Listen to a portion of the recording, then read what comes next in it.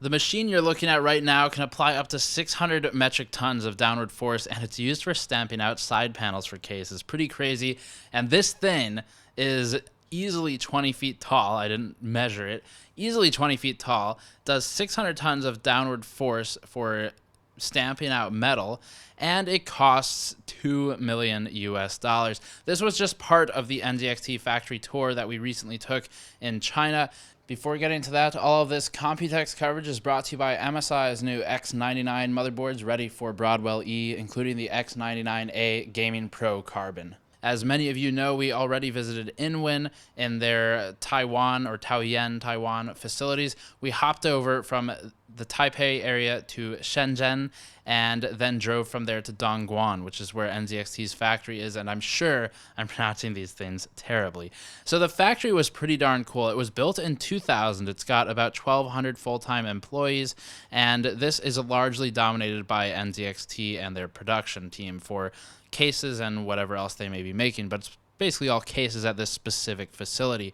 First of all, just to give an overview of the manufacturing process for a case, this starts with making tools, and we previously interviewed George Makris of Corsair about this specific part of the process if you're curious to learn more. But tooling, as a brief overview, is the process of creating what is effectively a mold made out of steel. And it's not quite a mold like you might find for injection, but it is a giant piece of steel. It's milled out and cut using CNC machines and other tools, sometimes laser etching machines, depending on what factory you're looking at. What we saw mostly at NZXT's factories were the automated CNC machines, and these operate on coordinates input by software, and they're designed, of course, by a designer or engineer. Those coordinates translate to the head, which etches out the shapes and specific cuts that need to be made in the steel. Pieces of metal, they're very heavy. They weigh upwards of a metric ton, 1,000 kilograms, more or less, and they need to be separated by these really cool green pieces of plastic. I'm not sure what the material is.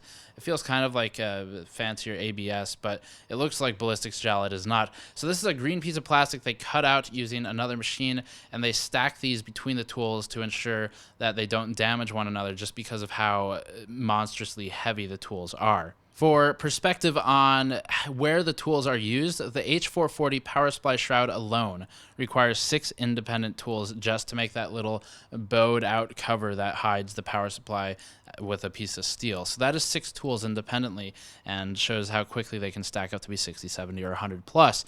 Now, one of the things with the tooling process is there need to be very fine tolerances for the tools. So the engineers have a specification that is provided to the factory, and the factory needs to make sure that the tools match that specification. One of the ways they do this is by using something cool called an electrical discharge machine. And this machine refines tools down to a tolerance of within 0.005 millimeters. That is crazy small for tolerances, and this is done purely with heat. So they'll electrically charge this sort of hammer at the tip of the machine, the discharge machine, and the hammer will smash down on the piece of the tool that needs to be refined, and it applies instant heat to that tool, which then shaves off very fine amounts of the metal to make sure that the tool fits the tolerances. In NZXT's steel factory, the tools are used in all the machines to punch the metal into shapes demanded by the spec. Metal is generally supplied to the punch machines via a large reel. So it's a giant circular sheet. Think of packing tape, except made of metal, insanely heavy and expensive.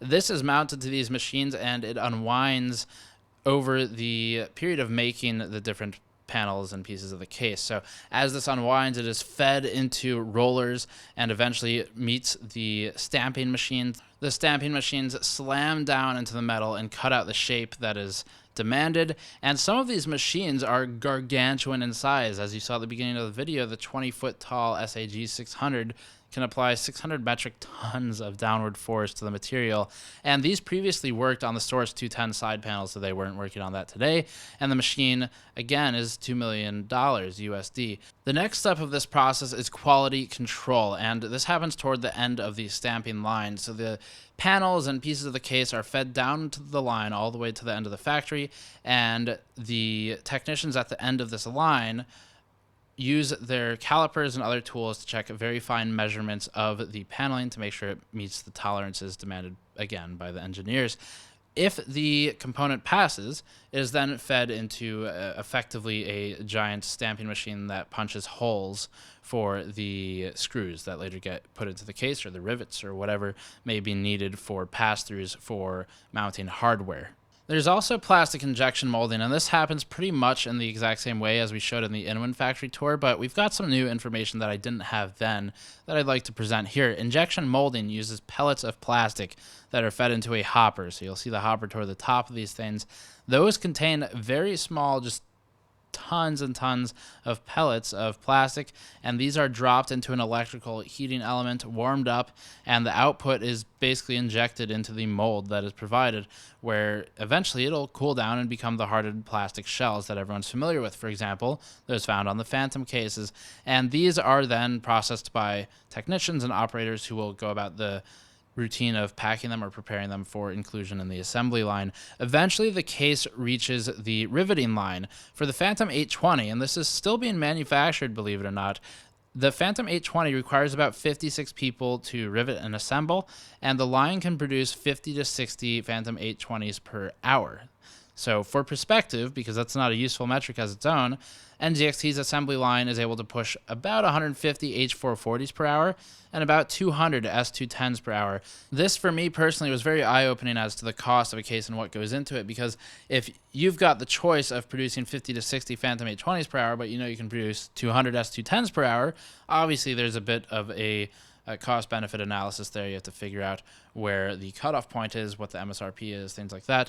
And if you're curious about how they go about deciding when to make these cases, it is largely by some of the forecasting done by retailers. They'll pin NZXT or other relevant manufacturers, say, hey, we're running low on this particular product, we're going to need more soon.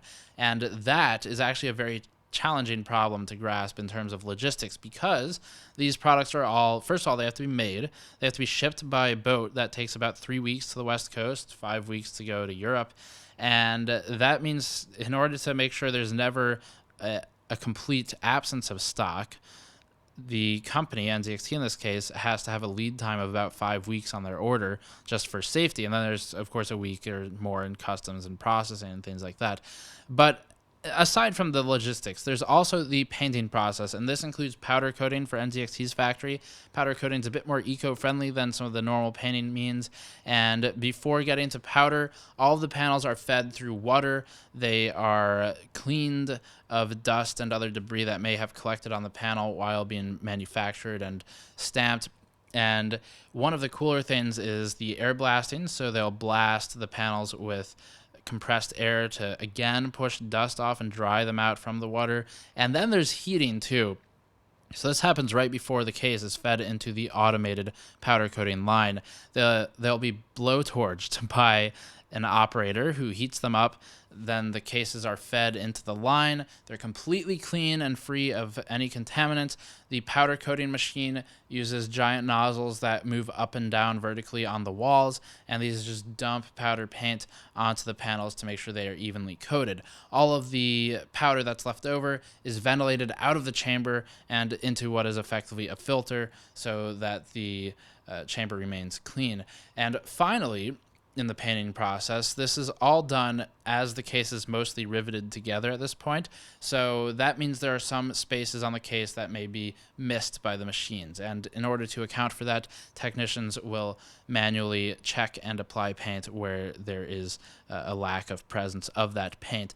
So all of this done, the final part of the factory is, of course, assembly, where it is packaged together. You'll see that with some of the Phantom 820s in our video. Packaged together, put into a box, shipped out to the customer, and sent by boat. So that concludes our tour of NZXT's factories in Dongguan, China. And as always, if you like our efforts here, please hit that Patreon link in the post-roll video and subscribe for more content. We'll see you all next time.